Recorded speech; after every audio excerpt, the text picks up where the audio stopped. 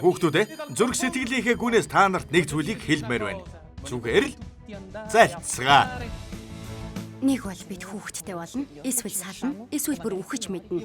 Тэгвэл би цөхрөнгөө бараад хинтээ чамаагүй удаан харилцаанд орж магадгүй. Чи надад асуудлаа хэдэн сар ярьж байна. Битгий орлоод байл та. Хоёулаа бүх аргыг туршиж үзсэн шүү дээ. Бүгд биш. Барселона руу яваад сайхан аял. Юу гэж гомол? El Cuarto de las Pajas.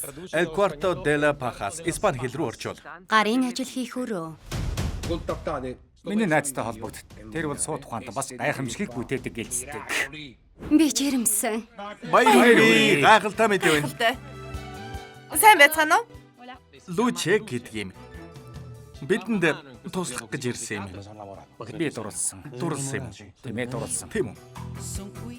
Би энд байна. Хүүхэд өшөглөд байна. Хүүхэд татаад байна гинэ. Ямар сонир утга вэ? Хүүхэд өшгөлж байна. Өчигдөр би Меламагийн ризото пали хийсэн. Найзуудтай ч бас идүүлэх гэж байгаа юм. Үгүй ээ. Лүчиг би ямар ихтгэлтэй авч явж байгааг хараач. Луче чинь залуу хүн шүү дээ. Үгүй ээ, намхан хүн. Тэгэхээр би хөгшин болсон. Үгүй дээ, чи өндөр хүн. Би дэ Пьянченза иднэ.